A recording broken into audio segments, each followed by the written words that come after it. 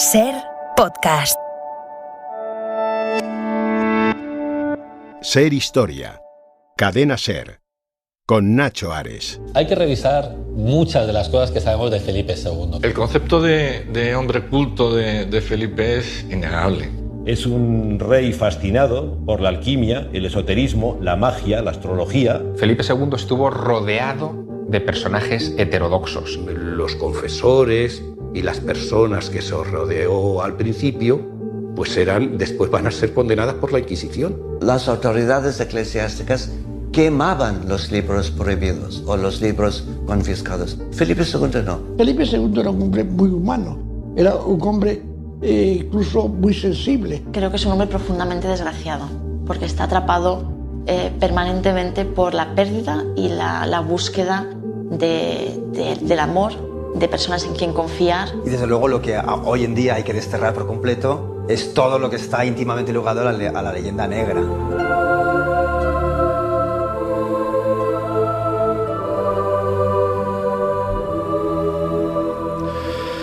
La leyenda negra es algo que ha ensombrecido la vida de Felipe II. En este tren de voces de un documental de televisión española dedicado a la figura de este monarca del siglo XVI, Felipe II, muchos de ellos tenían ese común denominador de hablar de esos aspectos más heréticos, ¿no?, o heterodoxos que rodeaban a la figura de Felipe II. Lo que en otros lugares era algo prohibido, en su Escorial, en su reino, era en su corte más cercana, en esos momentos de privanza con muchos de sus allegados, era algo totalmente normalizado, sobre todo en su biblioteca, en donde han aparecido libros que, como escuchábamos, por ejemplo, a Henry Kamen, en otros lugares se quemaban y él los conservaba. Uno de esos heterodoxos que estuvo muy cerca de la figura de Felipe II fue Benito Arias Montano, el bibliotecario de la Biblioteca del Escorial. A él vamos a dedicar el cronovisor, la primera parte de nuestro programa, junto con Jesús Callejo, para descubrir la figura de un personaje muy desconocido. No solamente fue un estudioso de la cultura judía, de los libros más insólitos y extraños que se atesoraban en esa biblioteca, sino un personaje que tiene una historia paralela a la del monarca Felipe II que os va a sorprender. Será uno de los temas de nuestro programa de hoy, en donde, como siempre, intentaremos hacer un poquito más de historia.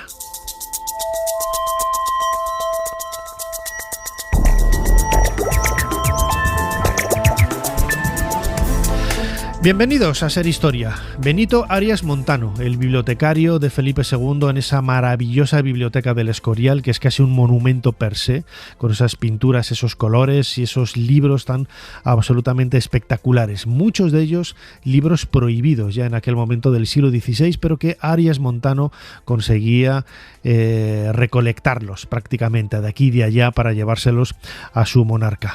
Montano será el protagonista de nuestro cronovisor en la primera parte, junto con Jesús Callejo, aquí en Ser Historia. Vamos a hablar también de la historia del crimen en España. En la sección de Discos con Historia, David Bowie, en esa sección de Miguel Lázaro, y acabaremos con los orígenes del cristianismo. Como siempre, soy Nacho Ares y les doy de nuevo la bienvenida a Ser Historia. Comenzamos. Sigue a Ser Historia en las redes sociales. Nos tienes en Twitter, Facebook, YouTube, Instagram y TikTok. @serhistoria. Y también puedes suscribirte a nuestra newsletter mandándonos un correo a serhistoria@cadenaser.com. Jesús Callejo, una semana más. Bienvenido de nuevo a Ser Historia. ¿Qué tal, don Nacho Ares? Pues una semana más, bien hallado.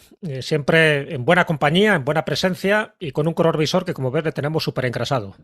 Totalmente. Además, vamos a hablar de dos personajes que a mí me encantan y de un tema que me apasiona, que es el mundo de los libros. Y vamos a hablar de ese bibliotecario de Felipe II en el Escorial, don Benito Arias Montano.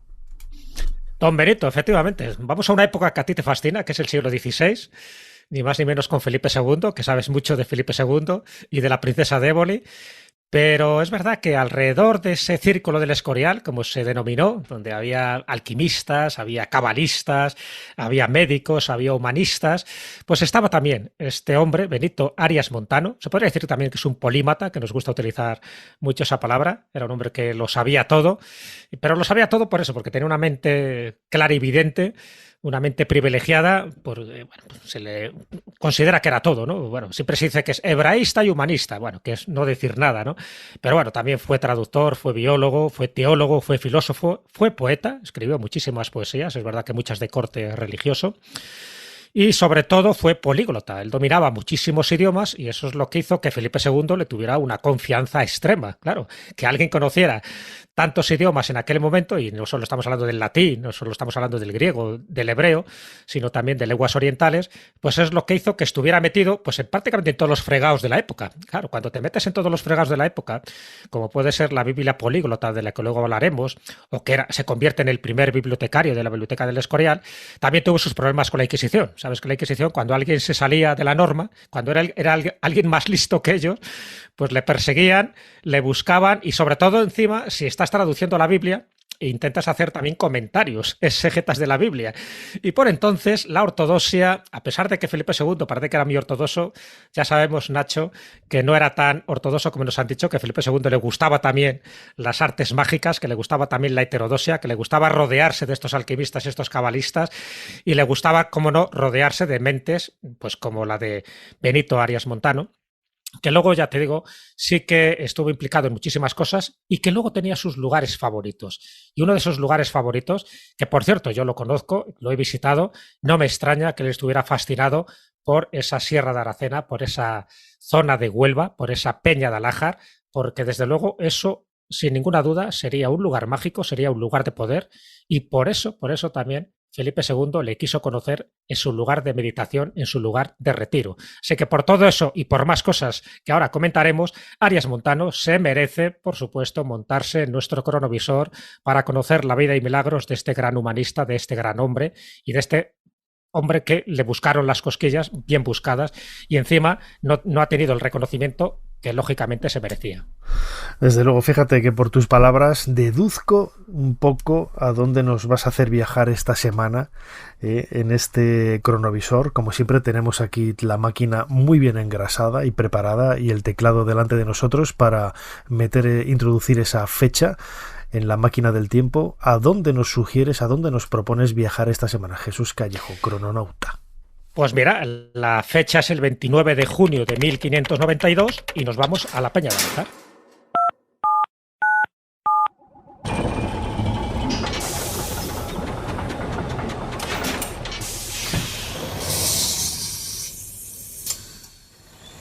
Adelante, pasen. Jesús Callejo les está esperando junto al cronovisor.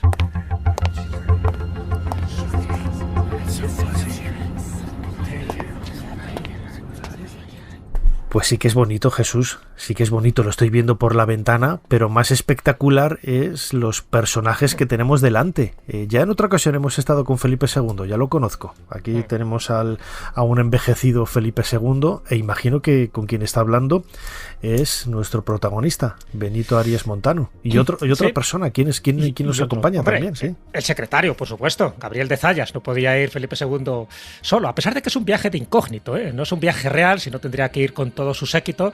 Felipe II no quería que este viaje fuera muy conocido, ten en cuenta que está en un lugar, pues en fin, bastante alejado de la corte, bastante alejado del Escorial. Es un lugar que va allí precisamente por recomendación de Arias Montano, porque le está diciendo que ese es su lugar de retiro, su lugar donde huye del mundanal ruido, su lugar de meditación, porque él tiene, bueno, pues como no, unas ciertas tendencias místicas y más en esta época. Ten en cuenta que en este momento Arias Montano tiene 65 años y Felipe II también está ya bastante envejecido. Es curioso, los dos nacieron en 1827 y los dos murieron en 1598. Fueron coetáneos hasta en eso, ¿no? Sí. Tuvieron vidas paralelas, sí. Bueno, uno con más dinero y más poder que otro, pero bueno, tuvieron vidas paralelas. Y es verdad que el tener el patrocinio y sobre todo el apoyo de Felipe II le salvó de esas controversias que tuvo con algunos de sus colegas y sobre todo con la Inquisición. Si no, a lo mejor, fíjate, las grandes paradojas de nuestro país, ¿no? Una mente tan brillante como él, a lo mejor hubiera acabado las mazmorras precisamente por eso, por desviarse un poco, ¿no?, del discurso dominante que había en aquella época. Felipe II le protegió, de hecho, tanto le protegió que hizo este viaje que siempre está un poco teñido dentro de la leyenda, ¿no? Porque la Peña de Alájar, que es un lugar impresionante, de hecho, a partir de ahí, bueno, pasaron bastantes años, ¿no? Pero la Peña de Alájar también ahora se llama la Peña de Arias Montano, ¿no? Y también la Peña de Nuestra Señora de los Ángeles, porque hay también una ermita, la ermita de Nuestra Señora, la Reina de los Ángeles, muy interesante también, porque fíjate, siempre hay que fijarnos en estos detalles que son muy significativos. ¿Por qué Arias Montano elige este sitio? ¿Por qué al final acude allí Gabriel de Zayas y acude Felipe II? Porque Arias Montano ya le había escrito una carta unos meses antes a Gabriel de Zayas y le decía textualmente, que tengo aquí la carta, o sea, para que veas, ¿no? Dice que esta es una estancia que no la trocaría, dice, no la cambiaría por ninguna otra ciudad, por no haber visto en cuanto he andado por España, y había andado bastante por España y también por el resto de Europa, ni aun por otras provincias, un sitio semejante a este de la Peña de Aracena, en el cual concurren muchas cosas naturales, como son la altura del lugar, la templanza del cielo, la sanidad de la habitación y la abundancia de aguas y la anchura de cielos. Esto dice Arias Montano a Gabriel de Zayas. Claro, se queda enamorado. No solo Arias Montano, que ya visitaba este lugar como, ya te digo, como su centro espiritual, su centro de retiro, sino que Felipe II dice, oye, yo quiero conocer este lugar. O sea, esto está en España y no lo conozco yo, y allí que se van, ¿no? Y de hecho, hay un monumento ahora conmemorativo de esa visita. Ya te digo, siempre ha quedado un poco la leyenda si realmente estuvo o no estuvo Felipe II. Para mí, para ti, para nuestro cronovisor, evidentemente que estuvieron, porque estamos aquí viéndolo en vivo. Lo estamos demostrando, claro que sí. Lo estamos demostrando. Pero ahí ha quedado también como una especie de monolito donde hay un cartelito donde aparece para los visitantes y los turistas que van allí diciendo que Felipe II le visitó en este lugar. Claro, viendo la belleza que tiene el lugar, viendo que además era un lugar de eremitas, porque allí estuvo ya desde el siglo V.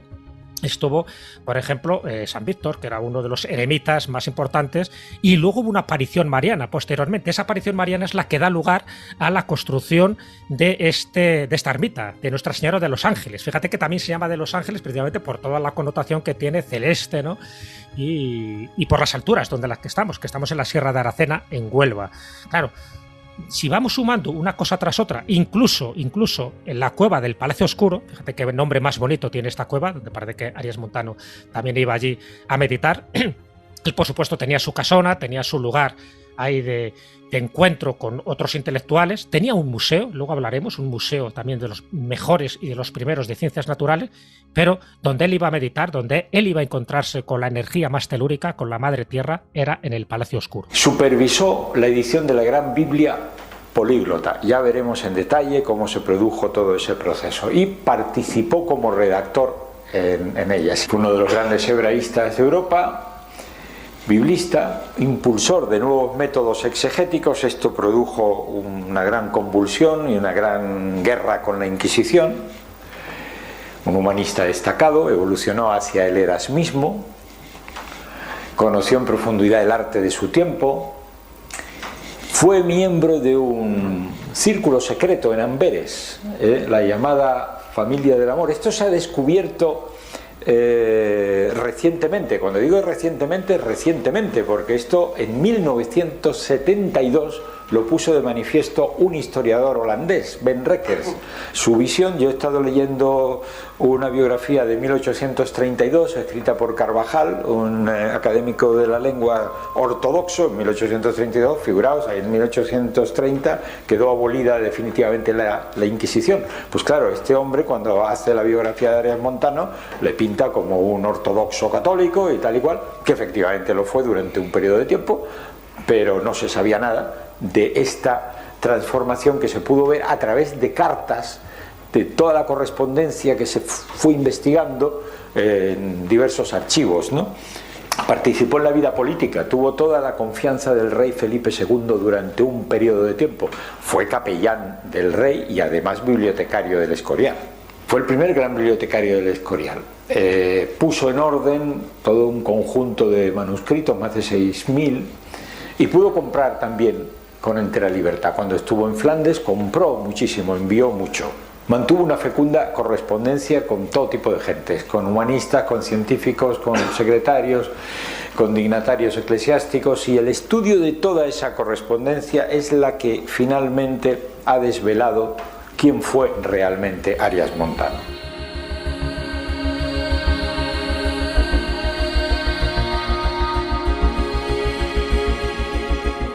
Jesús Callejo, crononauta. Acabamos de escuchar en este primer corte del cronovisor al doctor en historia Andrés Acosta en una charla precisamente hablando de Arias Montano en la Universidad Popular Carmen de Michelena. Jesús, en esta pequeña introducción que nos ha hecho este corte de Andrés Acosta, vemos un poco muchos de los aspectos con los que triunfó en el mundo intelectual del siglo XVI Arias Montano, y también hay que decirlo que quizás triunfó por esa transgresión que marcaba, ¿no?, con todo lo que le rodeaba. Al comienzo del programa escuchábamos un tren de voces, entre las que estaba también nuestro común amigo Javier Sierra, diciendo que, claro, que una de las virtudes, por lo que destacó Arias Montano, es por haber estado siempre rodeado de heterodoxos, ¿no? Felipe II estuvo rodeado de heterodoxos y Arias Montano fue precisamente uno de esos heterodoxos, uno de los que se salía, ¿no?, de esa norma tradicional, de esa normalización de la vida que tenía la Iglesia marcada en el siglo XVI, en el Renacimiento. Sí, se salía, pero a la vez estaba dentro de las consignas de la fe católica de aquel momento. Él era religioso, él era sacerdote. Era religioso, era sacerdote. De hecho, Felipe II le nombró capellán, ni más ni menos, ¿no? O sea, que te quiero decir que él estaba dentro de esas doctrinas, lo que no quita, a ver, como intelectual que era y como polímata, es decir, como interesado por todas las ciencias y por todos los saberes del momento, porque le interesó también la geografía, la filosofía, las matemáticas, lo que no quita que también le interesaran las otras ciencias prohibidas, es decir, aquellas que también podías acceder a ese otro conocimiento. Claro, estaría dentro de ese círculo del Escorial que te acababa de comentar, estaría dentro también de ese círculo de Juan de Herrera, porque Juan de Herrera es el que diseña la biblioteca del Escorial, es un arquitecto que conoce perfectamente esos arcanos que luego cuando uno va al monasterio del Escorial te encuentras que es muchísimo más que un monasterio, sabes que es un palacio real, que además es, bueno, pues es una basílica, evidentemente es un panteón, es un museo, es un colegio y por supuesto es una biblioteca. ¿Pero qué biblioteca? Hasta 40.000 volúmenes que llegó a atesorar. ¿Y quién era al que le encarga toda esta documentación? El recoger libros de bibliotecas que estaban por ahí perdidas, que algunas estaban ya pues bastante escabrosas, ¿no? Entonces se encarga de recoger todos esos volúmenes escritos en todos los idiomas, porque bueno, gracias a que Arias Montano conocía muchísimas lenguas, por supuesto el árabe, el hebreo, el sirio, en fin, las lenguas semíticas, aparte de las lenguas lógicas, ¿no? Y por supuesto un experto en filología bíblica. Pues también muchos de los libros hebraicos, muchos de los libros judíos que atesora la Biblioteca de Escorial es gracias a él, porque él pudo atraer todo este tipo de conocimiento. Y también, cómo no, y eso es una especie de leyenda urbana que corre, muchos de los libros prohibidos de la Inquisición, lejos de ser destruidos, también se ocultaron en una biblioteca oscura, ¿no? Una biblioteca, por decirlo así, prohibida, que es un poco de la que en su día nos habló Andrés Vázquez, también en una entrevista que le hiciste en Ser Historia. Luego lo escucharemos, bueno, pues, he sacado un cortecito de esa entrevista que luego escucharemos hablando de algunos detalles de esa biblioteca. Yo creo que es el de las personas que mejor conoce los entresijos de la biblioteca y de la figura también de Arias Montano, claro.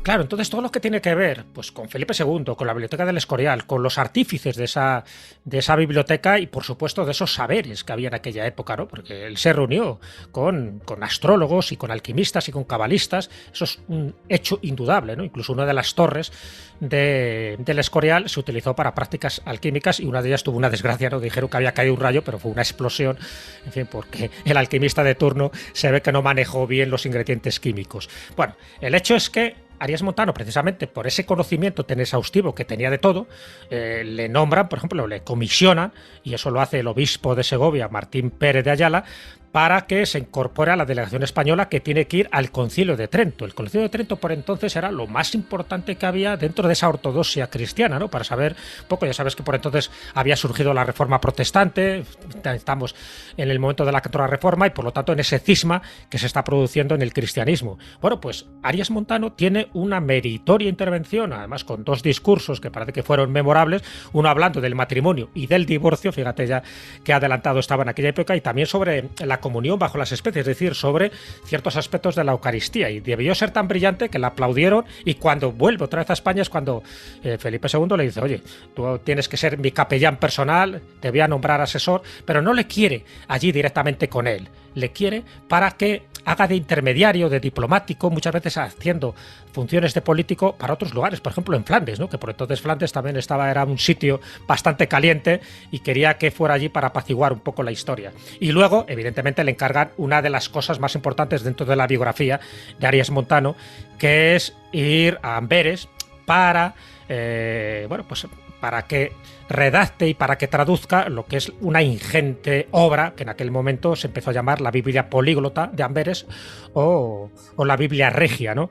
En cuya impresión se encargó Cristóbal Plantino, que era un impresor, pero era una persona que le pone en contacto, y aquí viene otro de los puntos más curiosos y más misteriosos de la vida de Benito Arias Montano, porque le pone en contacto con una especie de sociedad semisecreta católica, pero también heterodoxa, que es la familia Caritatis, o la familia del amor. ¿Vale?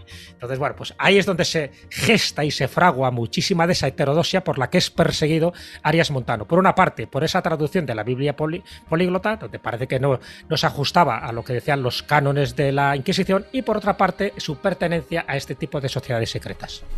Además, Arias Montano nació en Fregenal de la Sierra, un pueblecito de la provincia de Badajoz, que yo conocí precisamente con Cuarto Milenio para hacer un reportaje.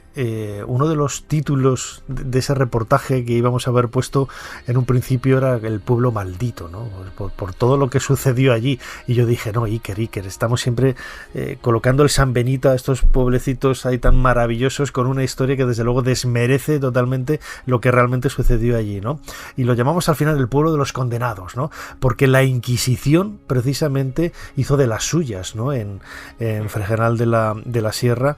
Esto es un hecho histórico, ineludible, y Benito Arias Montano nació allí. El recuerdo que hay de él es, desde luego, pues uno de los personajes más importantes, ¿no? de la comarca, pero yo no sé si marcó de alguna forma, aunque debía de ser la tónica general, ¿no? En aquella España del siglo XVI, donde la persecución de la Inquisición hacía que no se salvara incluso nadie, ¿no? Y lo decías al principio, aunque fue protegido por Felipe II, Arias Montano también sufrió, ¿no? Esos azotes de la Inquisición, de sus propios compañeros, porque él era religioso también, claro. Sí, pero bueno, eso no te libraba para nada, ¿no? Cantidad de gente que tenía hábito, pues al final también acabó de las mazmorras de la Inquisición, porque bueno, ahí sabes que la línea, ¿no? divisoria entre lo correcto y lo incorrecto era muy débil, y también muchas veces dependía del inquisidor general o del inquisidor provincial de turno, ¿no? En este caso, él no tuvo directamente un problema con la Inquisición, pero sí con uno de sus colegas, con un profesor de Salamanca, tristemente famoso, se llamaba León de Castro. Y es el que le empieza a atacar a Benito Arias Montano, yo creo muchas veces por envidia, evidentemente a nivel intelectual estaba muy por debajo, era muy inferior. ¿Y por dónde le ataca? Pues por donde podía, que era por la Biblia políglota. Entonces ya estaba impresa, cuando él empieza a atacar, estamos hablando de 1574, ya la Biblia ya estaba impresa, ya era muy conocida, es lo que le da prestigio, le da fama, porque hombre, que hubiera ahí un español en una Biblia tan importante como esta, ¿no? Donde por fin se podía traducir a distintos idiomas. Ten en cuenta que no era habitual, ¿no? Porque la Biblia por entonces, ¿quién la podía leer? Primero los que tuvieran conocimientos y supieran leer y escribir, pero por otra parte que la pudieras leer en tu idioma propio, y el idioma propio, ¿cuál podría ser? Pues el que conocía sabía algo de latín, pero es que la Biblia esta se traduce a 5 idiomas, ni más ni menos, de los cuales él era un auténtico experto y especialista. Entonces por ahí le ataca este León de Castro, ya digo que se la tiene jurada, y le denuncia a la Inquisición, pero tanto a él como a Plantino. A Plantino también por la familia Caritatis, porque formaba parte de, bueno, 2 sectas o 2 grupos religiosos del momento. Uno era esta familia del amor, la familia Caritatis, y el otro era los amantes de la verdad, que ya el nombre es muy significativo. Ahí se juntaban en Amberes, pero es que en Amberes conoce a muchísima gente de ese momento, un poco de esa heterodoxia. Conoce a cartógrafos, por ejemplo, como era Mercator, por ejemplo, ¿no? Con todos esos planisferios que se hacen en aquel momento y del conocimiento que había del mundo. Y la información oculta que había en muchos, lo hemos comentado muchas veces, los planos, los portulanos tenían esa información oculta, ¿no? Que era casi como el internet del momento, ¿no? Ese mundo de conocimiento, de descubrimientos al que solamente tenía acceso unos pocos señalados, claro. Claro, entonces que él entrara en contacto con esa élite intelectual de Europa, y en Amberes es donde se centraron, ¿no?, muchísimos de estos filósofos, humanistas, geógrafos, pues le dio un conocimiento muy amplio, ¿no? El que entre en contacto con esta, vamos a llamarla pseudosecta, ¿no?, que era la familia del amor, la familia Caritatis, sí que también le dio un tipo de conocimiento muy importante. Bueno, hay un historiador, hay una tesis, ¿no?, que es de Ben Reckers. Él está totalmente convencido que la estancia que estuvo en Amberes fue suficiente para convertirse en un fiel, ¿no?, de estas doctrinas, pero unas doctrinas que no estaban reñidas con el espíritu católico. Pero ¿qué es lo que decían más o menos estas teorías? Bueno, pues la doctrina lo que te decía era que tenías que tener una especie de identificación personal con la divinidad, con el ser divino. Es decir, que entrabas con una espiritualidad interna, que no tenías por qué tener intermediarios, lo cual se emparentaba bastante con los iluminados de aquella época, o los alumbrados, como así se les llamaba, y que tú podías unirte directamente con el Creador. Y es más, que el hebreo, una lengua y un idioma que dominaba Arias Montano, que el hebreo era la lengua que utilizó Dios para revelar los arcanos a aquellas personas elegidas por él. Claro, todo esto no cayó muy bien en ciertos sectores de la Iglesia y, por supuesto, en ciertos sectores de la Inquisición, y por eso le persiguieron. No pasó nada, porque al final ya digo que Felipe II le fue protegiendo, pero incluso en los últimos años de su vida le seguían todavía atormentando con ciertos pasajes de la Biblia políglota, diciendo que a lo mejor había caído en esta heterodoxia y que se había salvado por los pelos. Pero bueno, ahí la tenemos a Arias Montano salvándose de todas. Felipe II básicamente pensó en la creación de una biblioteca que recogiera no solamente todo el saber de la época, sino que además fuera un centro cultural en la que, además de la biblioteca, se estaban incluidos una serie de elementos como los diferentes instrumentos de la época para mediciones de las posiciones de las estrellas, básicamente un centro de saber genérico, aparte de biblioteca, claro. Y la biblioteca puramente en cuanto a los libros se refiere, incluía lógicamente todos los conocimientos no solamente mundanos, por llamarlo de alguna manera, sino también esotéricos y ocultistas, ¿no? La lista es exhaustiva. Muchos de los libros que compartía Felipe II junto con Juan de Herrera así lo demuestra. La lista de libros que, por ejemplo, tenía Juan de Herrera en su biblioteca personal y que fue inventariada en 1597 tras su muerte, incluye libros que hoy día quisiéramos disponer de ellos, ¿no? Muchos de ellos desaparecieron. De hecho, incluso entre los libros que había en la biblioteca del Escorial había 139 ejemplares que estaban prohibidos por la Inquisición y que estaban reservados aparte, ¿no?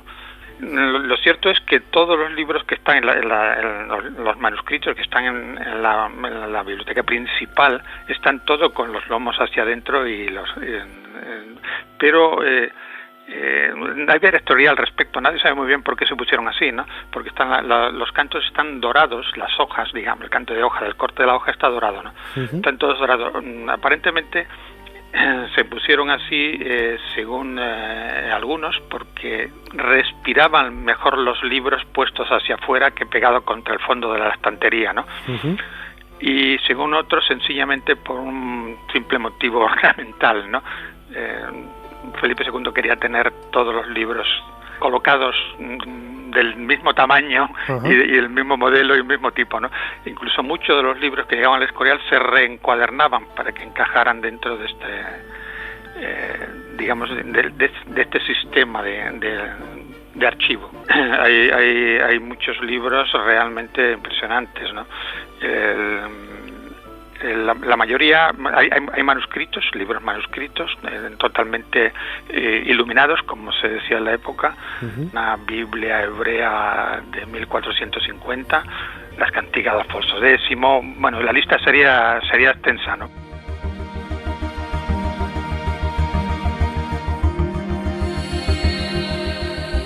Jesús Callejo, crononauta, antes lo mencionabas, Andrés Vázquez, una de las personas, de los investigadores que mejor conoce la biblioteca del Escorial, la figura de Aries Montano, en una entrevista que le hicimos en la primera o segunda temporada de Ser Historia, y se nos ha colado como a Tot, el gato piramidal, que lo tenemos aquí encima de la mesa.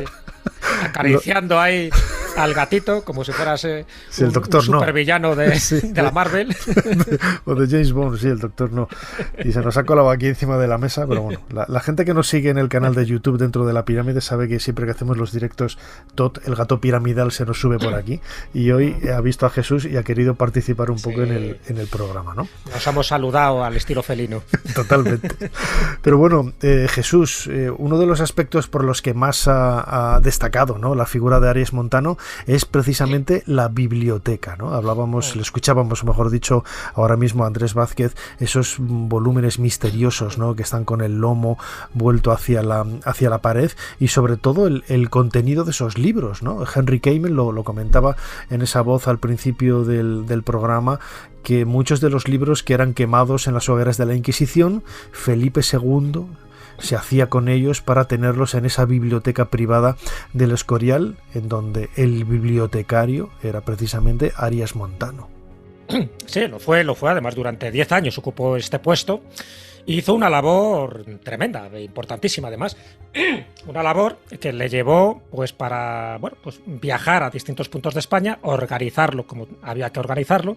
Hizo una división de todo el fondo bibliográfico, por una parte por lenguas, es decir, por idiomas, está claro, pero también por materias.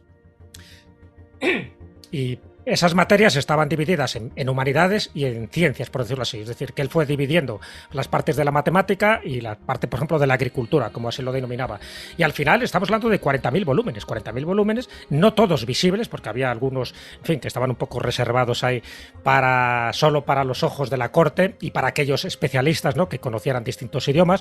Y siempre se ha hablado de esos 139 libros de magia, de esos desechados o prohibidos por la Inquisición, que él ocultó, y que Juan de Herrera pues también estuvo en connivencia un poco con ese ocultamiento, que es un poco la tesis que hace Andrés Vázquez, y donde habla también de la Fuente Grande de Ocaña, donde posiblemente era más que una fuente, era más que un abrevadero, y que en los subterráneos de la Fuente Grande de Ocaña a lo mejor algún día se puede descubrir esa biblioteca escondida, siempre y cuando las premisas y la teoría de Andrés Vázquez sea correcta. Pero bueno, con independencia de eso, lo que sí que estamos hablando es que en la biblioteca no solo hay libros, también hay una serie de objetos. Muchos de esos objetos fueron aportados, como esferas armilares, fueron aportados por Aries Montano, porque recuerda lo que te comentaba al principio, en la peña de Aracena, es decir, en la peña de Alájar, él tenía una especie de museo, un museolum, como así se llamaba, que era el primer museo natural de España, donde guardaba de todo, es decir, obras de arte, por supuesto, esculturas, cuadros, un poco de todo, objetos raros, monedas, minerales, piedras preciosas, llegó hasta unas 250 piedras preciosas, medallas, porcelanas, semillas, instrumentos científicos, y muchos de estos instrumentos científicos son los que iba donando a distintos lugares. En la biblioteca del Escorial hay alguno que otro, y también a los pueblos cercanos dentro de la Sierra de Aracena también iba donando no solo imágenes religiosas, porque ya digo, él siguió siempre dentro de la ortodoxia católica, pero también iba donando este tipo de objetos. Y era tan importante y tanto carisma tenía este hombre, que en aquella época es cuando salta vamos a llamarlo a la prensa del momento, lo de los promos del Sacromonte, los famosos libros plumbios. Bueno, pues una historia increíble de falsificaciones, a mí me apasionó. Yo la conocí, y al igual que antes, ¿no?, conociendo también Fregenal de la Sierra, conocí esta historia de esos documentos falsificados, ¿no?, para Cuarto Milenio, haciendo un reportaje para Cuarto Milenio, y a mí me sobrecogió y me alucinó esta historia de una España totalmente oscura y desconocida. Sí, pero muy oportunista en aquel momento. Ten en cuenta que por entonces estábamos hablando de que, bueno, a los judíos ya se les había expulsado, que en fin, que estaba la cosa ahí un poco cantante con los moriscos, y entonces, bueno, pues casualmente aparecen estos plomos, estas planchas circulares de plomo, estamos hablando de 223, que al final forman 21 libros. Bueno, por entonces no se que eran falsos. Por entonces se creó la polémica un poco, porque se les empezó a denominar el quinto evangelio. ¿Qué quiere decir? Claro, es porque muchos textos estaban escritos en latín, pero muchísimos también en árabe. Entonces, lo que era lo que llamaba la atención, claro, mensajes de la Virgen en árabe. O sea, y eso descolocaba a todo el mundo, eso sí. ¿Por qué? ¿Por qué se buscaba y por qué se propiciaba un poco la divulgación de este quinto evangelio, de estos plomos del Sacromonte, que fueron encontrados ahí, en el Sacromonte granadino? Bueno, porque lo que se buscaba era que estos caracteres árabes, esta escritura árabe, lo que hacía era conciliar el cristianismo con el islam. Entonces, para que no fueran perseguidos los moriscos, ¿ves? Se buscaba una cierta intencionalidad. A ver, alguien tenía que descifrarlo. ¿Quién es el que sabía más de esas lenguas semíticas? Arias Montano. Se lo pasan a él. Esto es un aspecto menos conocido. Y el dictamen de Arias Montano, que por entonces ya estaba ahí alejado en su peña de Alhaja, no quería saber mucho más, ¿no?, de la gente. Pero bueno, aún así se lo pasan y él dice, cuidado con estos plomos del Sacromonte, que son muy dudosos. Él no llega a decir que son falsos del todo, porque estaban muy bien orquestados, además aparecen con las reliquias de unos cuantos santos y unos cuantos mártires, pero él sí que manifiesta sus dudas que evidentemente fueron unos plomos que aparecen en 1595. Él ya, como ves, ya tiene una edad bastante longeva, pero con el tiempo se llegaron a demostrar, pero con el tiempo, con muy tiempo y atrás, es cuando se demuestran que eran totalmente falsos. Bueno, pues él es el que ya pone el dedo en la llaga de que cuidado con esta falsificación, que a lo mejor no es oro todo lo que reluce, o no son unos textos escritos por árabes, bueno, escritos en árabe desde el siglo I después de Cristo, es decir, que no estamos hablando de que fueran escritos en aquella época. Les querían dar una pátina de antigüedad, de veracidad y de añejos. Nada más lejos de la realidad. Es verdad que fue una falsificación muy bien orquestada, pero bueno, ahí también estuvo él metido en este tipo de cosas. Y también, como ves, salió bastante airoso. ¿Cómo no puede ser que me trabo?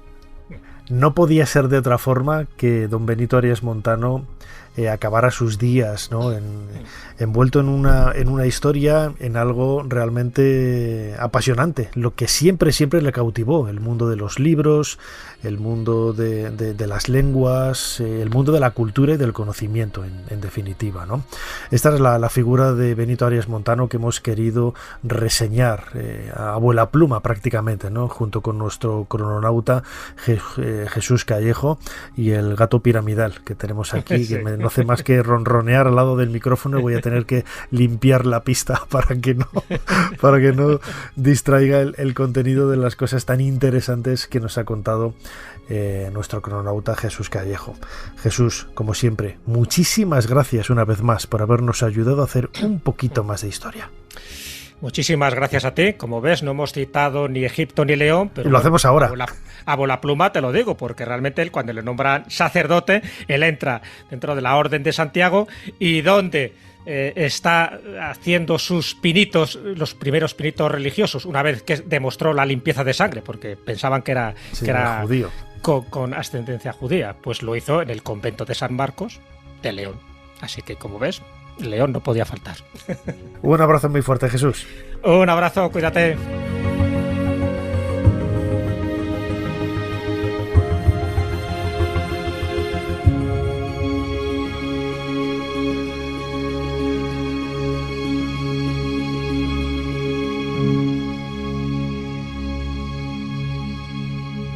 Mary, ¿estás ahí? No. Doctor. El doctor Livingstone, supongo. ¿Quién es usted? Los salvajes me indicaron que le encontraría en esta cabaña. El único salvaje que hay aquí es usted. ¿Cómo se llama, hombre blanco? Soy Henry Morton Stanley, reportero y explorador. Ser Historia con Nacho Ares. Todo lo que quisiste saber de la historia, la madrugada del sábado al domingo en la cadena SER. ¿Qué quieres? ¿Tú crees que son horas de venir? Perdona. Quiero lo mío. Quiero la sortija de Beryl y la carta. Quiero la carta. Y lo quiero ahora mismo. ¿Pero tú qué te has creído? Estás loco. Los negocios se tratan en la tienda, en horas de trabajo. Conmigo y con mi socio, con Félix. ¿No teníamos una cita esta tarde en la tienda después de cerrar? Sí. O sea, que no vienes a la cita y He dicho que no he podido y que lo siento. Pero la sortija y la carta me las voy a llevar ahora. No sabes lo que dices. La sortija y la carta están en la tienda. Allí es donde tendremos que hablar de si te las llevas y de cómo te las llevas. Pero no aquí, en mi casa y a estas horas. Hablo claro. Hombre, Emilio. Tendrás que esperar hasta el lunes. Pásate por la tienda en cuanto Félix levante el cierre. Allí estaré yo también y hablaremos. Y te llevarás lo que tengas que llevarte. Si es que puedes llevarte algo. La historia de un país es también la historia de sus crímenes. De aquellos crímenes que dejaron huella.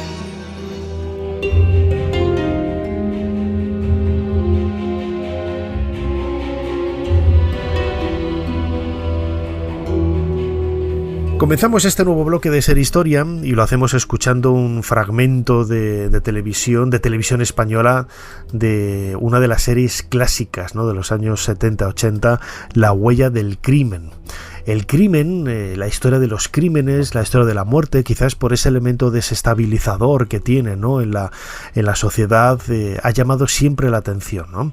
Ahí yo crecí leyendo las novelas de Agatha Christie. El primer libro que yo leí fue El tren de las 4:50 de Agatha Christie, apenas tenía 10 años, y dejé los cómics, los tebeos que se llamaban entonces por este tipo de literatura, ¿no?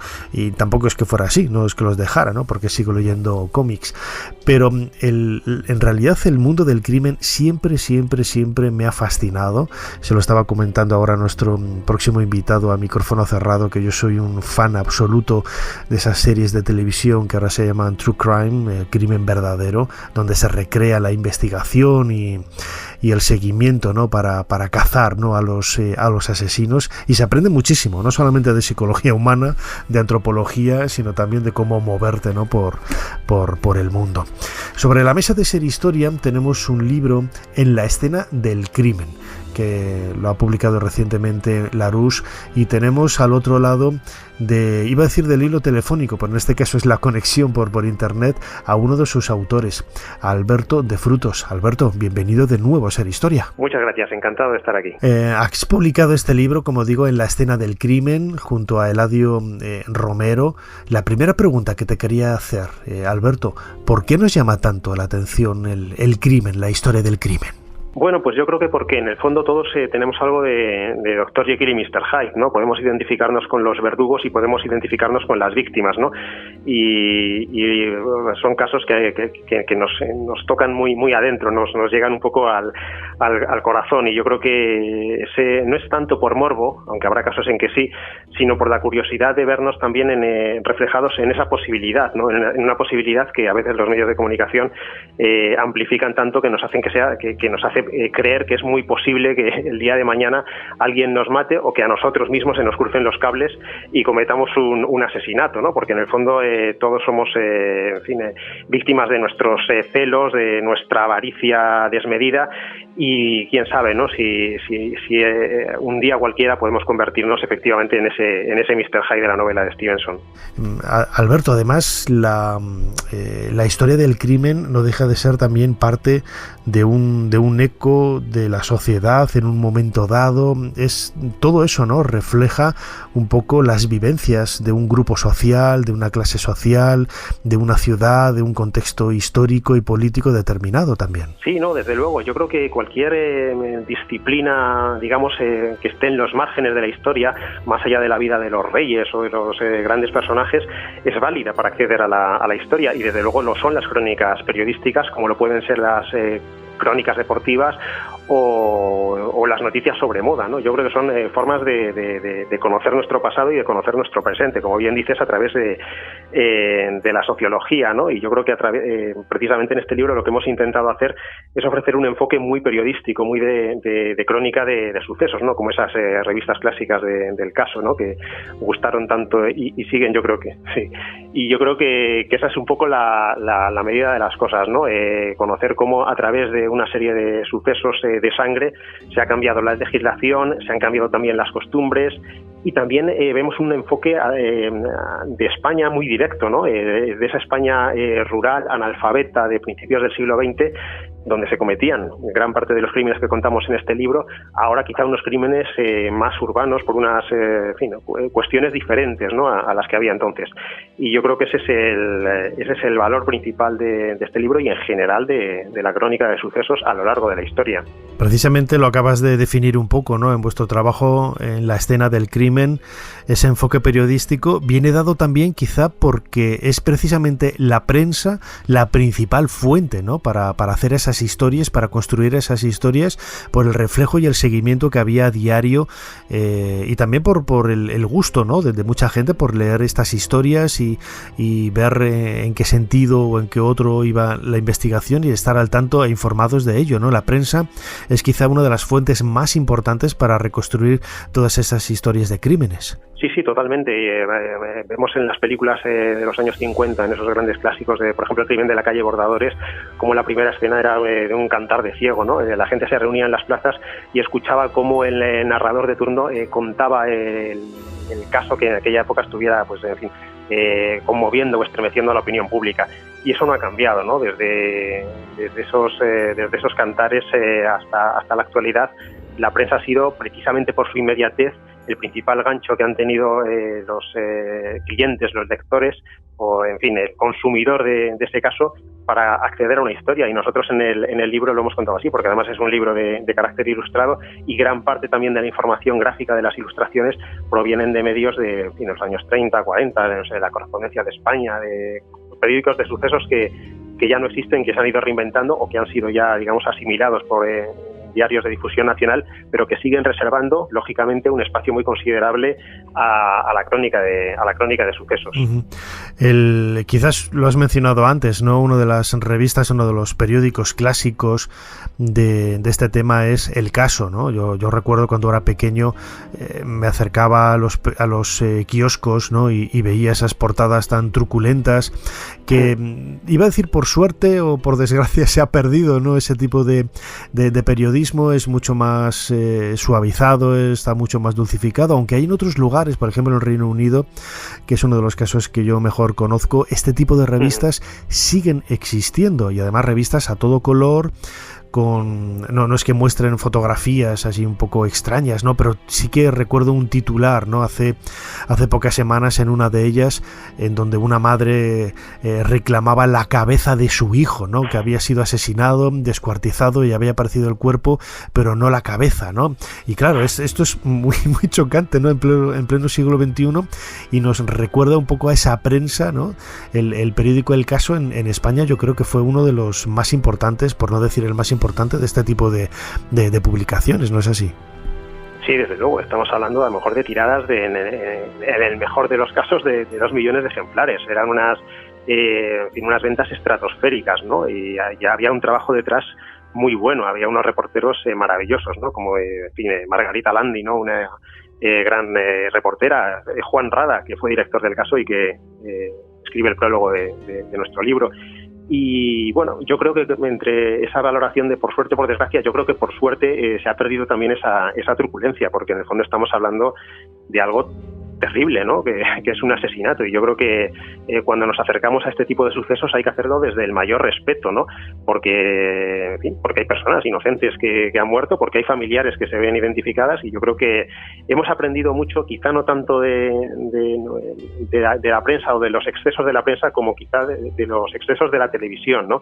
En casos muy sonados en los años 90, por ejemplo, el caso de las niñas de Alcácer, que yo creo que marcaron ya una deriva muy peligrosa, ¿no? El hecho de meter una cámara en un velatorio, en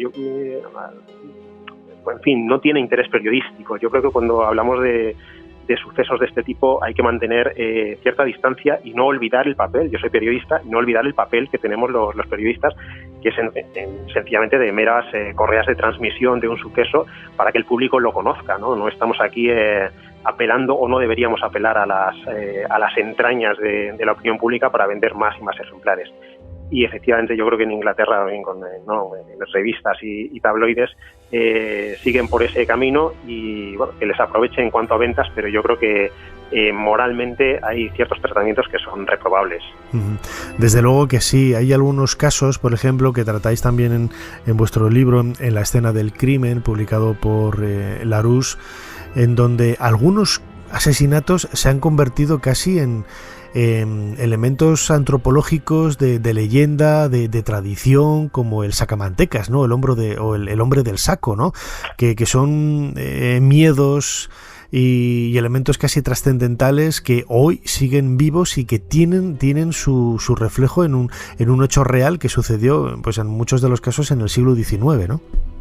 Sí, efectivamente, esos dos casos que citas, pues desde luego son paradigmáticos, tanto el sacamantecas como el hombre del saco, que fue un crimen cometido en un pueblo de Almería, en Gádor, y en el que los asesinos se llevaron en un saco a un pobre niño para sacarle la sangre y curar una enfermedad de uno de los asesinos, ¿no? Ese tipo de supercherías también que son tan aterradoras. Y este tipo de crímenes, más allá de esa lectura antropológica, tienen también una lectura, pues están en el vocabulario, ¿no? Muchos, el huerto del francés, te voy a llevar al huerto, por ejemplo, ese tipo de expresiones y una repercusión muy actual, ¿no? Por ejemplo, el crimen de Cuenca, ¿no? Hay cierta quizá prevención, o hubo cierta prevención hacia el cuerpo de la Benemérita durante determinada época de la historia de España, por el trato que infligieron en el cuartelillo de la Guardia Civil a los sospechosos de haber cometido un asesinato. Y luego yo creo que, en fin, todos estos crímenes en el fondo forman parte de nuestra educación sentimental. Cada generación tiene el suyo, ¿no? Por ejemplo, la vampira de Barcelona, ¿no?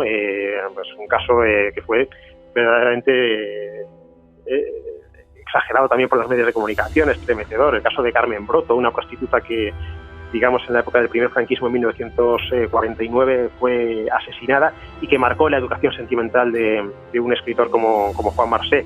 Y yo creo que cada generación efectivamente ha crecido con un crimen mediático muy potente, ¿no? Por ejemplo, yo, que nací en el 79, para mí fue muy impactante la matanza de Puerto Urraco, otro de los temas que tratamos en este libro, ¿no? O el crimen del juego del rol, porque yo era un chaval cuando en aquella época se cometió ese brutal asesinato y yo, bueno, no jugaba al rol, pero sí conocía gente que lo hacía. Entonces también ese tipo de prevenciones que generan estos sucesos marcan la historia, definen la antropología y yo creo que nos ponen una y otra vez delante de un espejo, ¿no? De una forma totalmente singular, ¿no? Porque somos seres humanos, el bien existe, el mal también, la combinación de ambos es lo que hace que nosotros seamos como seamos, ¿no?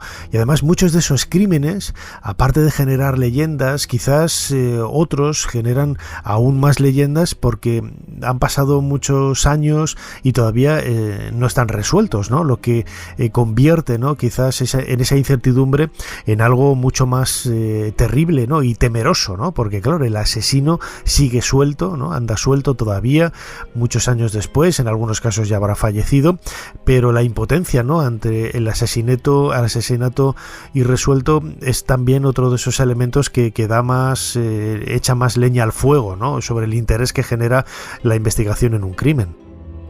Sí, totalmente, muy de acuerdo, ¿no? Y bueno, en el libro tocamos algunos de esos asesinatos que no sé si no fueron resueltos o fueron mal resueltos, ¿no? Que es sobre los que siempre quedará una sombra de duda, ¿no? Que eso también es lo más aterrador, ¿no? Por ejemplo, en el caso de las estanqueras de Sevilla, pues hubo varios ejecutados, pero quién sabe si fueron inocentes, ¿no? A lo mejor hubo un cierto apresuramiento para resolver el crimen de esas dos hermanas y no sabemos muy bien si se cometió un error judicial, ¿no? También pasa con el caso de los marqueses de Urquijo, ¿no?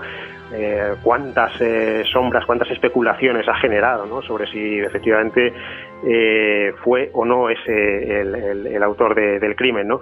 Y bueno, yo creo que nos educaron a nosotros cuando éramos pequeños a que el criminal siempre pagaba por sus actos, o que, en fin, si cometías una travesura al final te llevabas un zapatillazo, pero la historia nos enseña que no es así. La historia nos enseña que muchos criminales salen con la conciencia sucia, pero en fin, con la tranquilidad de que no van a ser pillados nunca, ¿no? Hoy en día yo creo que con la mejora de las tecnologías de investigación, con estos TSI que hay por el mundo, cada vez es más difícil que un crimen un criminal salga indemne, ¿no? pero en la historia de España hay muchísimos, y en el libro también pues efectivamente tocamos unos cuantos. ¿Cómo se ha investigado? ¿Cómo valorarías, ¿no? En comparación, seguramente conocéis otras policías, otros servicios de investigación en otros países. ¿Cómo se ha investigado este tipo de crímenes en España? Porque siempre pensamos, ¿no? Con esa mentalidad un poco caínita, ¿no? De que somos los peores, somos no sé qué y tal, y a mí me consta que los servicios de la policía, de la investigación, de la Guardia Civil en España pues están muy adelantados, ¿no? Y hay muchos cuerpos de seguridad de otros países que vienen precisamente a España a aprender, ¿no? Y también hay que romper una lanza, ¿no? En favor de esos investigadores españoles. ¿No lo crees así, Alberto? Sí, totalmente. O sea, yo creo que si hiciéramos este libro en la escena del crimen, se hiciera una versión francesa o una versión inglesa, saldríamos mucho mejor parados. Yo creo que en general las fuerzas y cuerpos de seguridad del Estado han dado respuesta a 99,9% de los casos, y además, efectivamente, como bien dices, somos un modelo para los demás. Pienso en sucesos recientes como el caso de una menor que fue violada en Igualada, ¿no? La investigación se demoró varios meses, tardó un tiempo y había muy poquitos datos para dar con el culpable, pero bastó una imagen de un chaval, de este criminal, con una capucha, con una sudadera captada por una cámara para meses después dar con el culpable. Yo creo que la policía se toma absolutamente en serio cada uno de los crímenes, y aunque a veces tarde más, hoy en día cabe decir que llega a dar con el culpable, y efectivamente somos un modelo para los demás países. Comenzábamos este bloque escuchando ese fragmento de televisión española de la serie de televisión La huella del crimen con bueno, pues el caso de Jarabo, ¿no? Quizás uno de los más conocidos en nuestra historia criminal. Imagino que te habrán, después de publicar este libro junto con Eladio Romero, En la escena del crimen, publicado por Larousse, te lo habrán hecho la pregunta un montón de veces, pero si tuvieras que elegir un caso de los que proyectáis en el libro, bien por su complejidad, bien por la atracción, ¿no? Que habéis sentido o que has sentido tú personalmente por quizás algún vínculo afectivo, temporal o incluso algún familiar, etcétera, con el que te hayas visto involucrado, ¿con qué caso te quedarías de todos los que exponéis en la escena del crimen? Bueno, pues mira, me quedaría con dos, así a bote pronto. Uno sería el de Hildegard Rodríguez, que era una muchacha superdotada, una mujer, en fin, una adolescente que muy cultivada, que había estudiado muchísimo, había publicado varios informes sobre higiene, casi una pionera del feminismo también en España, y que fue asesinada por su madre en la cama de 4 tiros. Y que a mí me recuerda mucho al caso de Frankenstein, ¿no? Porque ella, la madre, había sido quien había forjado a esa hija como una especie de criatura del futuro, y cuando la chica se enamoró de alguien, de un joven de su edad, pues ella se vengó, se rebeló contra ese destino y la mató, y además luego la madre acabó internada en un centro psiquiátrico durante el resto de su vida, en el manicomio de Cienpozuelos. Y otro caso que a mí me conmovió mucho, quizá también, en el caso de Hildegard también hay una película de Fernando Fernán Gómez, Mi hija Hildegard, que es maravillosa, y también, hablando de cine, El crimen de Mazarrón, ¿no? Que alumbró también una maravillosa película, y que a mí me recuerda un poco a esos crímenes de Hércules Poirot, ¿no? Como hemos mencionado, ¿no? A ese crimen, a ese misterio de 3 hermanos que se van a una playa desde el norte, se van a Mazarrón, a Murcia. 2 de ellos aparecen ahogados, pero el de la tercera desaparece y no se sabe muy bien qué ha sido de ella. Yo creo que, en fin, es un suceso que también alimentó muchas especulaciones en torno en su época, y que quizá ni siquiera fuera un crimen, sino más bien un suicidio pactado de los 3. Pero esa sombra de misterio a mí sí que me atrae. Precisamente hay una serie de televisión que se llama Crimen o suicidio, ¿no? Asesinato o suicidio, que también rodea un poco las dudas, ¿no? que plantean muchos de estos casos, ¿no? Sí, efectivamente, ¿no? Porque estamos hablando de lo mismo, estamos hablando de muerte, estamos hablando de sangre y de especulaciones, ¿no? Ahora mismo lo conocemos mucho en las crónicas informativas con el tema de la violencia de género, ¿no? Aparece a lo mejor un hombre, ¿no?, ahorcado, y ya después aparece la mujer, ¿no?, a la que ha matado, ¿no? Yo creo que este tipo de sucesos de sangre pues resultan terribles, estremecedores y asombrosos por la violencia, ¿no? Yo creo que por lo inconcebible de esa violencia, ¿no?, y por esas fronteras tan difusas que hay entre el deseo de matar y también el deseo de morir. Desde luego, como decía antes, es algo que ha marcado al ser humano desde el comienzo de los tiempos, ¿no? Y el crimen tiene también su aspecto histórico y, como hemos contado aquí, refleja un poco la sociedad de cada momento. Algo parecido vamos a encontrar en este nuevo libro publicado por la editorial Larousse, En la escena del crimen. Hemos estado hablando en los últimos minutos con uno de sus autores, Alberto de Frutos, el otro es Eladio Romero. Como siempre, Alberto, muchísimas gracias una vez más por habernos ayudado a hacer un poquito más de historia. Muchas gracias a vosotros, compañeros.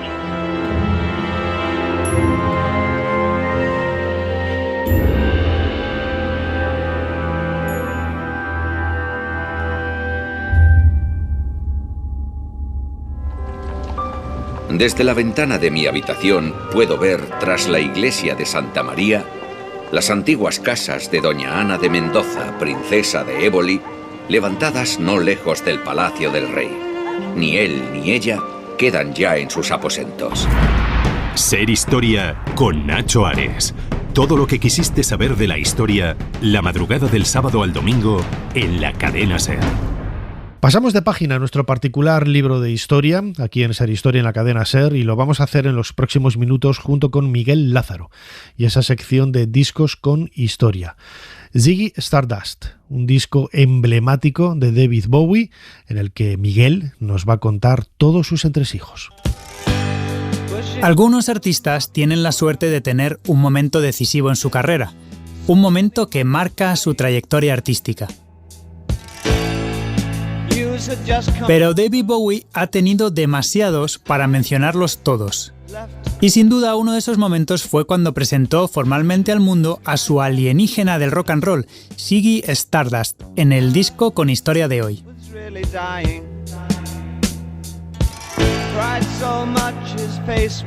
The Rise and Fall of Ziggy Stardust and the Spiders from Mars no solo definió a una generación de chicos del glam rock que se subieron encantados al cohete espacial que Bowie les enseñó, sino que también presentó definitivamente a Bowie como un artista diferente a cualquier otro.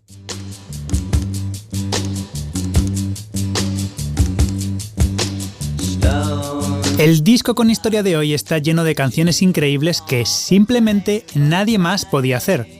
Cuesta creer que se produjera en el año 72, porque el disco con historia de hoy cumplió en el año que acabamos de cerrar, 2022, 50 años de historia. Con Ziggy, Bowie se convirtió en una pieza de arte que camina, habla y canta. La intrahistoria del disco es la siguiente.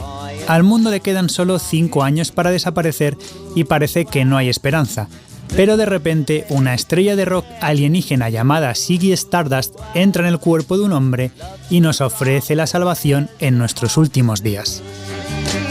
Lamentablemente lo lleva todo demasiado lejos y termina suicidándose.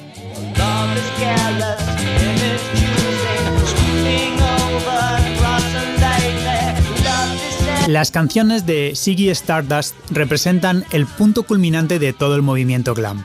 Bowie renació en el escenario como la estrella de rock necesaria en un panorama musical entonces sombrío. Y los padres lo odiaban.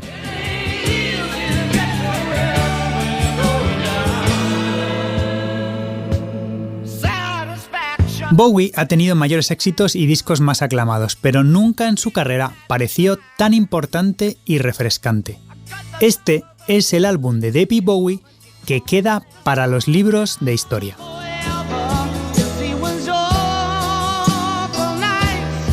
La cara 2 es el alma del disco y profundiza en un asunto cercano al corazón de David. ¿Qué es ser una estrella de rock and roll? Comienza con la lenta y fluida Lady Stardust, una canción en la que corrientes de frustración y triunfo se funden en una desolación abrumadora. Aunque, como dice la letra, él y la banda estaban bien, La gente miraba el maquillaje en su rostro y se reía de su largo cabello negro, de su gracia animal. La penetrante melancolía agridulce brota de las contradicciones y Bowie las captura bellamente con una de las voces más directas del álbum, evocando la imagen de un arlequín pintado bajo el fondo de un teatro desierto en la hora más oscura de la noche.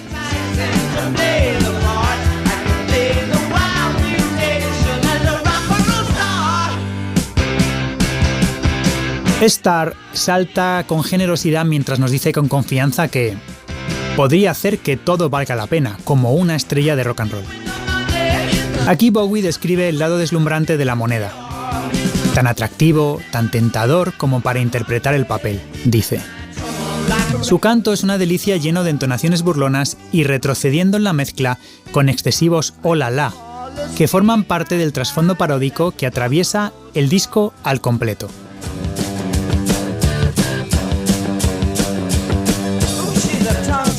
Hang On to Yourself es una advertencia tanto amable como erótica e irresistible, fraseos vertiginosos y trabalenguas. La canción con el título del disco, Ziggy Stardust, tiene un leve tono de otro disco de Bowie, The Man Who Sold the World, majestuoso, mesurado y confusamente eléctrico.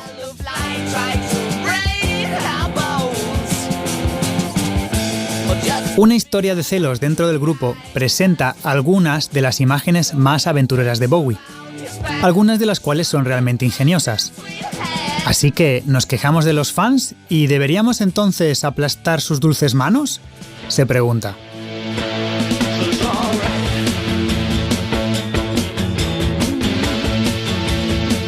El momento rock and rollero supremo es Suffragette City, una implacable y enérgica avalancha de guitarras al estilo de Velvet Underground.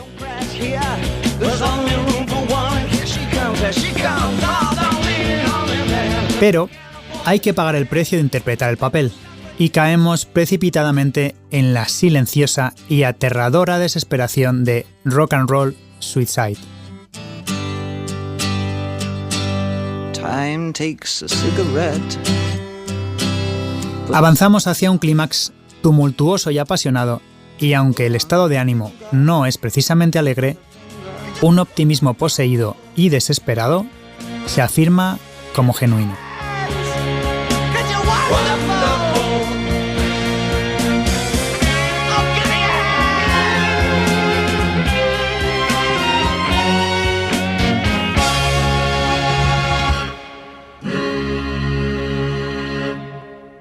La cara 1 es menos provocadora, pero no menos agradable desde el punto de vista musical. Aparecen los temas favoritos de Bowie: la mortalidad, en 5 Years y Soul Love, la necesidad de reconciliarse con el dolor en It Ain't Easy, el nuevo orden frente a lo antiguo en la ciencia ficción, en Starman, que es el tema más conocido del disco. Se presentan todas con una consistencia, una confianza y una fuerza, tanto en el estilo como en la técnica, que nunca se realizaron por completo en The Man Who Sold the World o el desigual Hunky Dory.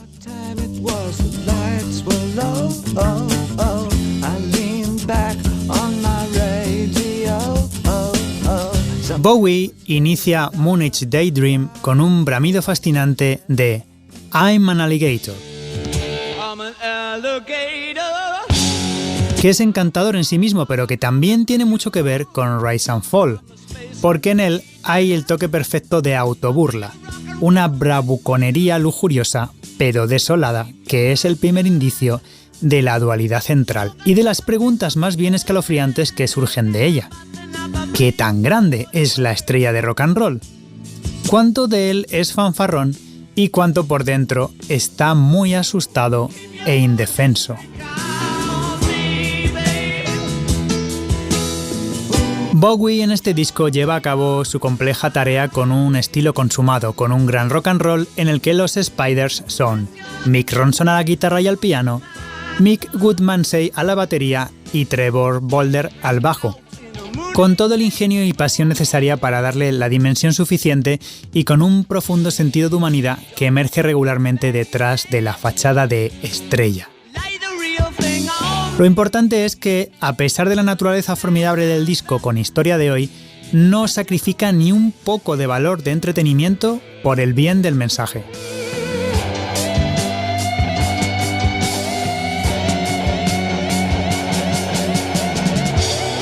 Recuerdo mi tristeza e incredulidad el día que se conoció la noticia de la desaparición de Bowie. Pero recuerdo aún mejor mis lágrimas al leer el email que compartió días después Brian Eno, que Bowie le envió poco antes de partir, sin que Brian imaginara que era una despedida, y que terminaba diciendo: «Gracias por nuestros buenos momentos, Brian. Nunca se pudrirán».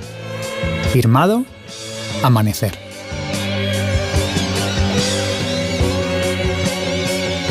La causalidad ha querido que grabe este episodio el 9 de enero, justo el día entre el nacimiento de Bowie, que fue el 8 de enero de 1947, y el de su fallecimiento, que fue el 10 de enero de 2016. En miguellázaro.com puedes encontrar mucho más y, como siempre, gracias por escucharme. Pero fue bajo otro título que expandí mi nombre y el poder de mi pueblo hasta los confines del mundo conocido. Un mundo que temblaba ante la sola mención de mi verdadero nombre. Gengis Khan. Ser Historia con Nacho Ares. Todo lo que quisiste saber de la historia, la madrugada del sábado al domingo, en la cadena SER. El reino de los cielos es un tesoro oculto en un campo. Un hombre lo encuentra, y en su júbilo se gasta lo que tiene para comprar ese campo. Es como un mercader en busca de finas perlas. Halla una perla de gran valor, y lo vende todo, para tener esa perla. Todos sois pescadores, pues el reino de los cielos es como una red. Una gran red lanzada al mar. De pronto se llena. Está casi reventando. Tenéis que llamar a las otras barcas para que vengan a ayudaros. Todos trabajáis juntos, alegres, entusiasmados. Son momentos para el júbilo, para regocijarse con lo que Dios os ha dado. Pero un día os pedirá que respondáis del regalo que os ha hecho. Estad preparados.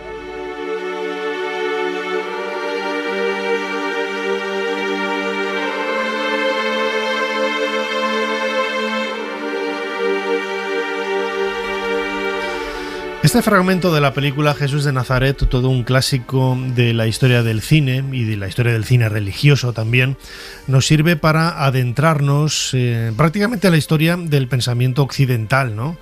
Lo hemos comentado muchísimas veces, ya sea uno creyente o no, cristiano o no, feligrés, que vaya a misa o no. La verdad es que todo lo que nos rodea actualmente está muy, muy relacionado con el cristianismo. Es prácticamente uno de los grandes pilares de nuestra cultura occidental. Sobre la mesa tenemos un libro, Cristianismo Primitivo, publicado por la editorial Editatum, cuyo autor, Sebastián Vázquez, gran amigo desde hace casi 25 años, cómo pasa el tiempo, comparte micrófonos con nosotros. Sebastián, bienvenido de nuevo a Ser Historia. Muchas gracias, Nacho.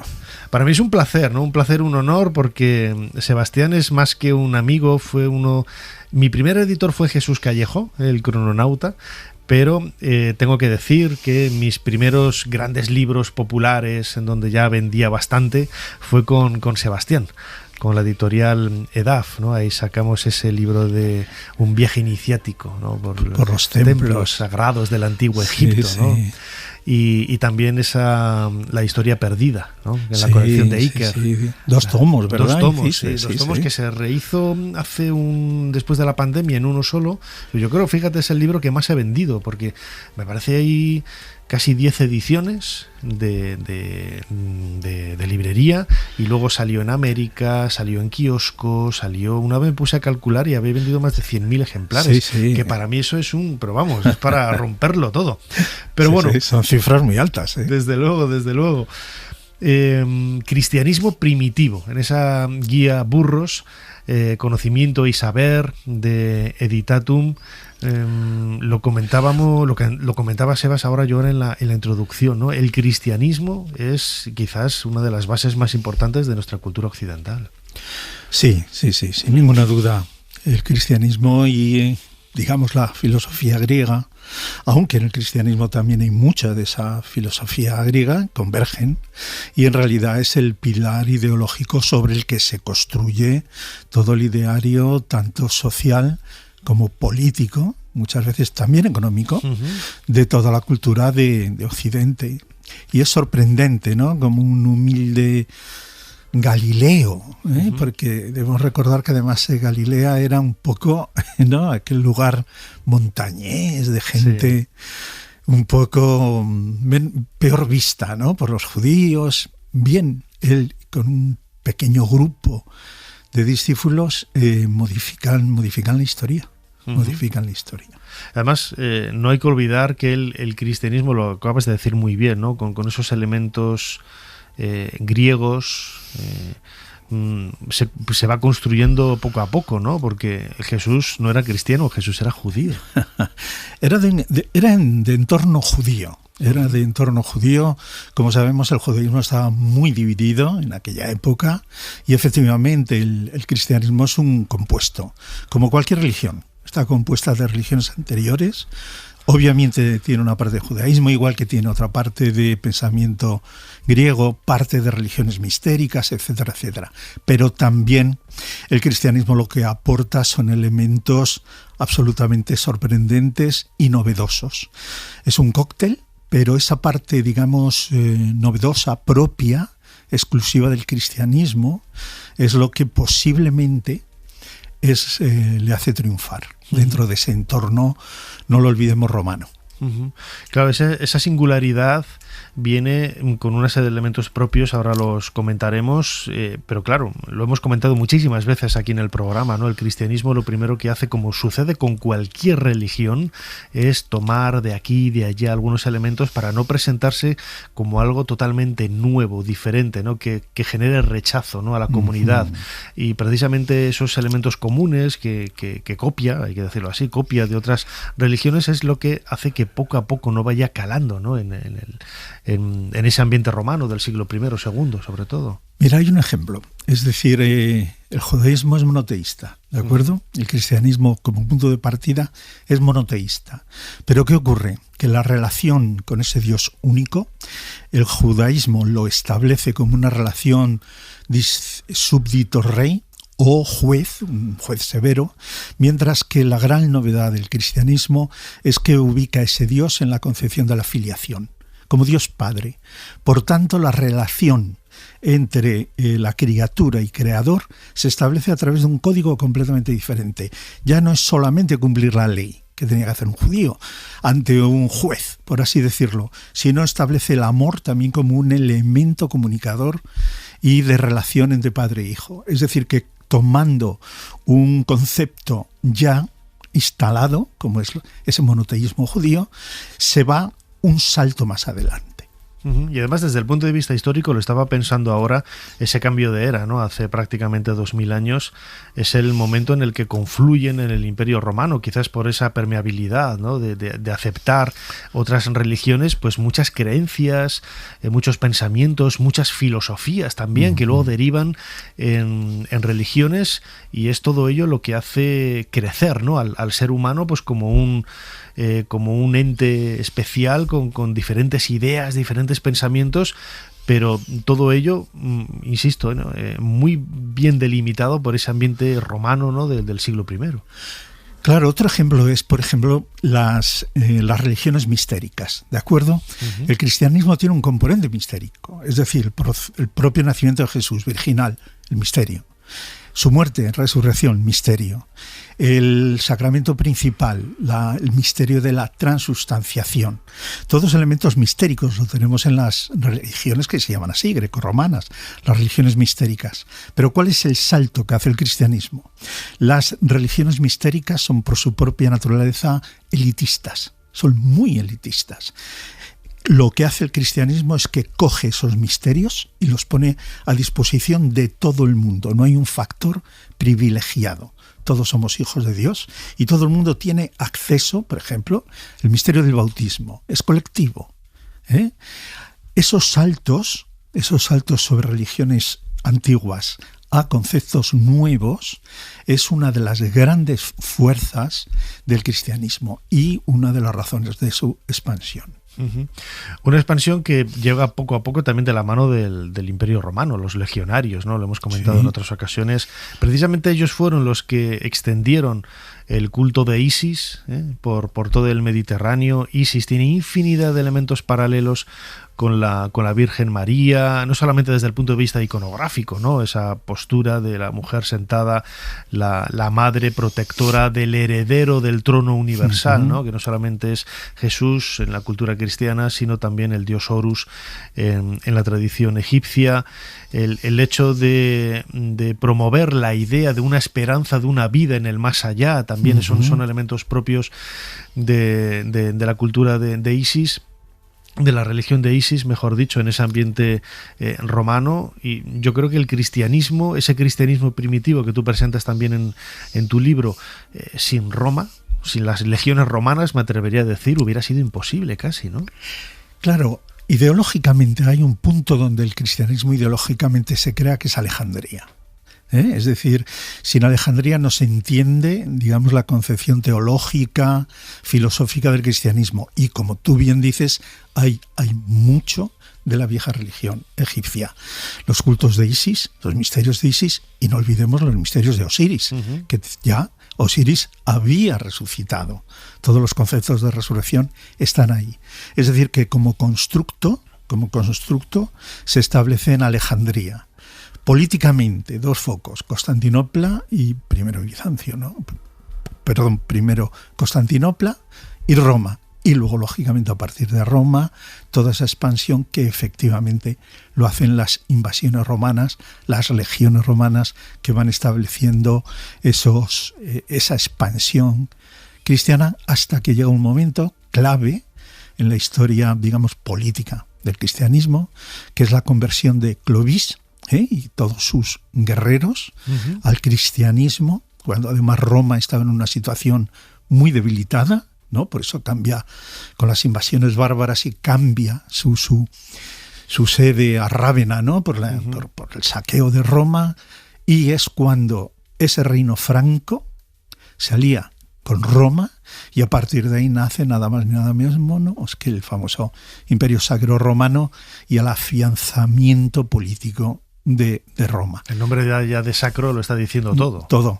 No olvidemos que a Clovis lo bautiza nada más ni nada menos que el propio Espíritu Santo, ¿no? Como nos cuentan en Reims. Yo eso no lo puedo superar.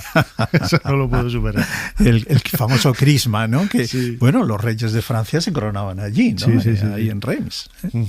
Es curioso, ¿no? Y al mismo tiempo es muy interesante y muy atractivo conocer estos orígenes como decía antes, de nuestra propia cultura. Se puede conocer, ¿no? Y se pueden aprender nuevas ideas a partir de los textos, ¿no?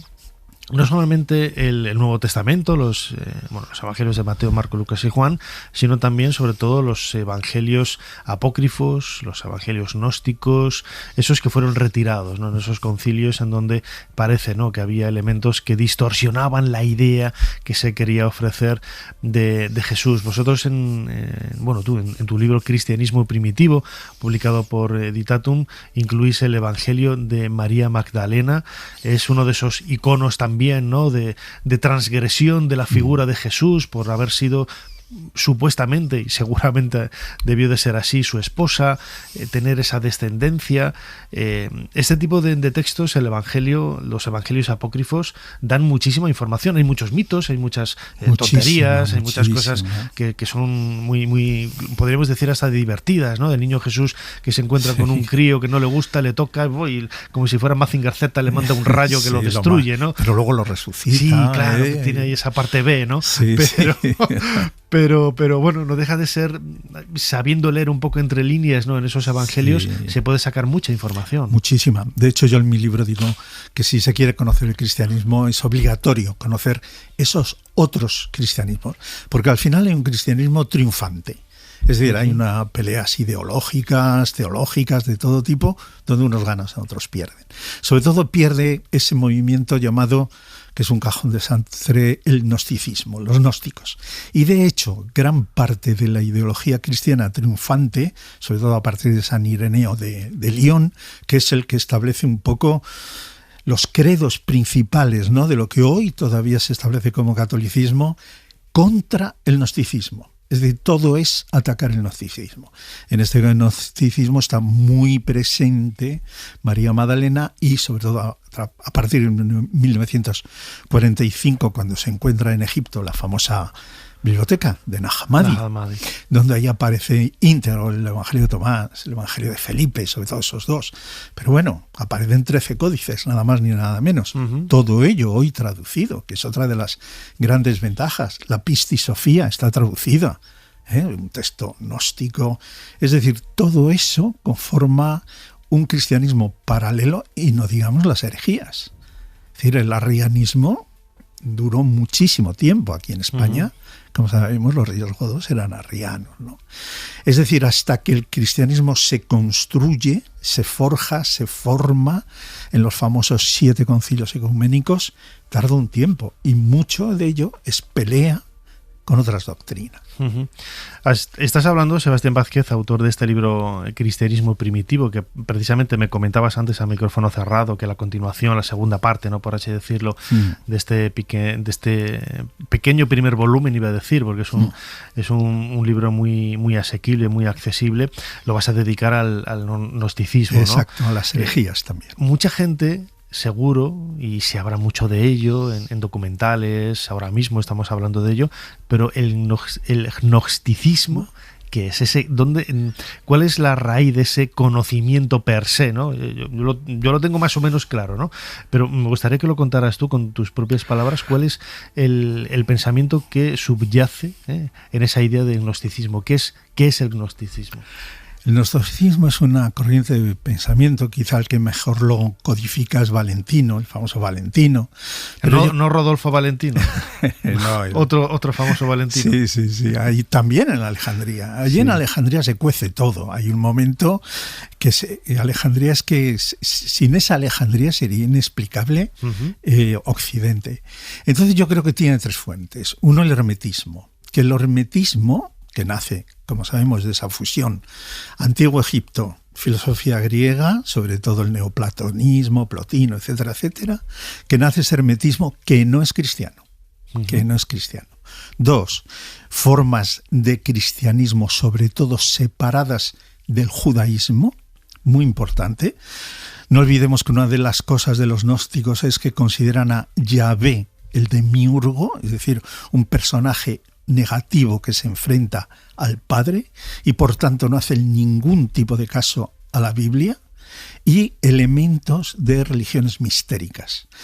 Lo metes eso en un cóctel, lo remueves bien y te sale unas concepciones que sí hay unos elementos comunes, que son los que codifica Valentino, pero luego es cierto que hay muchas expresiones que llegan luego hasta el maniqueísmo, cuando aparece el maniqueísmo, y fíjate que llegan luego hasta los cátaros. El gnosticismo, de alguna forma, es esa corriente alternativa, ¿no?, que se sale de esa iglesia que se está construyendo, en donde empieza a haber primeras cabezas de religiosos, de obispos, y el gnosticismo va un poco a su aire, creen más en esa fe más personal, en esa adquisición del conocimiento, de la gnosis per se, ¿no?, por uno mismo, ¿no? Exacto, no aceptan jerarquías. Otra de las bases por las cuales el cristianismo triunfa es por su casi perfecta organización. Están muy bien organizados y jerarquizados. El gnosticismo no lo acepta. Acepta la experiencia espiritual. Un ejemplo muy importante son los famosos padres del desierto. Es el famoso San Pacomio, que tú bien conoces en el norte, pero San Antonio Abad en el sur, donde se organizan esas primeras comunidades cristianas, que se basan en tres cosas: una vida ascética, la acción de gracias, digamos la misa conjunto, y la oración, horas de oración.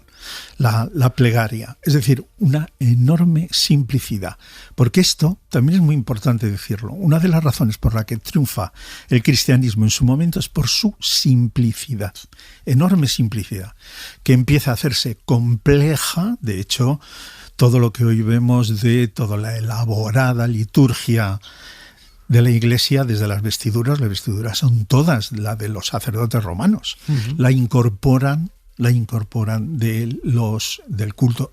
De hecho, la palabra pontífice es el nombre que se le daba al sacerdote, ¿no?, de la religión romana, ¿no? Efectivamente, pero antes de que eso ocurra, sobre todo con el Papa Gregorio, ¿no?, que establece todo ese enorme ritual complejo, etcétera, etcétera, los primeros textos que existen de los primeros cristianos es la más absoluta sencillez y simplicidad. Era fácil ser cristiano.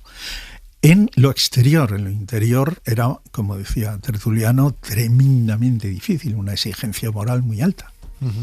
Claro, porque son conceptos que en ocasiones rayan tienen ese elemento filosófico. Es decir, no algo que quizás hoy en nuestra sociedad, en nuestra cultura del siglo XXI, que vamos de aquí para allá con el teléfono móvil, que vamos allá a piñón fijo, ¿no?, como decimos aquí en España, que metes la primera y que tienes que estar a las 9, tienes que estar a la 1, tienes que tal, luego tienes que tal. En esa época, el siglo II, siglo I, cuando nace ese cristianismo primitivo, hay que verlo también en ese contexto histórico. Era todo mucho más sencillo, más fácil, y precisamente el cristianismo, ese pensamiento casi filosófico, ¿no?, me atrevería a decir, cala muy bien en ese ambiente histórico. Sí, porque en realidad, fíjate que las doctrinas teológicas que se van haciendo cada vez más complejas, precisamente para combatir sobre todo esa formación cosmogónica que plantea el gnosticismo tan compleja, se tiene que hacer complejo para combatir eso, pero al principio hay mucha sencillez en la comunicación. Es decir, creen en el bautismo, creen en el sacramento de la misa y creen en la resurrección. Poco más. Es decir, no hay una elaborada teologías. La elaboración teológicas más complejas aparecen ya como en el siglo III, precisamente para dar respuesta a los sucesivos misterios y a los sucesivos desafíos teológicos. Preguntas que se hace la gente, ¿no? Exacto. Claro. Y que los gnósticos responden. Si ellos lo responden, nosotros tenemos que responderlo. Y entonces se busca esa alternativa de respuesta con respecto a aquello, ¿no?, que otros filósofos no cristianos ponían encima de la mesa. Pero al principio, el primer cristiano estaba basado en la experiencia, no en la creencia. No tenía libros que leer. Ten en cuenta que los evangelios se componen después. Después es todo oral. Es todo oral. Aquella gente ni sabía leer ni escribir. Y como tú bien sabes, los evangelios y todos los textos está en griego, es el lenguaje, ¿no?, del cristianismo, ¿no? Es decir, se produce un salto enorme, naturalmente, a partir del edicto de Teodosio, cuando ya se declara la Iglesia cristiana como oficial, y el Concilio de Nicea. Hay un antes y un después. Qué bonito sería que nuestros chicos estudiaran en el colegio, cuando eran pequeños, historia de las religiones. Sí, qué importante sería. ¿Verdad? Y qué bonito sería que tú fueras uno de los profesores. Porque claro, estás hablando con esa naturalidad, la gente dirá, parece un cura, ¿no? Pero es que tú le preguntas por hinduismo, por budismo, por religiones de origen persa, y te habla con la misma elocuencia, que es las historias de las religiones. Ya como última pregunta brevemente, tendría que ser básico estudiarlo en el colegio, ¿no? Sí, porque forman parte del pensamiento humano. Es decir, aunque parezca mentira, por ejemplo, hemos hablado la religión maniquea. Es decir, Mani, en el siglo II, con todos los planteamientos, por ejemplo, esa gigantesca división entre bien y el mal, ¿no?, entre lo físico y lo metafísico. Eso cala también en el cristianismo. Es decir, hay un momento que ese maniqueísmo con su idea de la reencarnación, que difiere a la de la metempsicosis, que ya los cristianos lo dejan fuera desde el principio. Yo creo que para entender la historia del pensamiento humano, no entiendo por qué. Si se estudia a Schopenhauer, por ejemplo, no se estudia a Sankara, o a San Agustín, o San Ireneo, o a Averroes. Es decir, porque todos ellos conforman algo que es el pensamiento actual. Y todas, es decir, aunque parezca mentira, hasta el Islam, por ejemplo. Todos los grandes sufís españoles, desde Ibn el-Arabi, ¿no? Al-Mursi, que definió de una manera el sufismo presente en el Islam, por ejemplo, aquí en España, ¿no? Es muy importante, ¿no? Y así sucesivamente. Pero sí, hay un momento en que hubo prejuicios y el estudio de las religiones o se enfocó desde la condición del fiel, ¿no? Es decir, efectivamente, la condición del fiel, o se dejó de lado privilegiando otro tipo de filosofía, digamos, menos comprometida. Algunos creen que estudiar historia de las religiones es que te están adoctrinando y en absoluto. No tiene en absoluto nada que ver. Sebastián Vázquez, autor de este maravilloso libro Cristianismo Primitivo, publicado por Editatum. Como siempre, ha sido un verdadero placer. Muchísimas gracias una vez más por habernos ayudado a hacer un poquito más de historia. Gracias.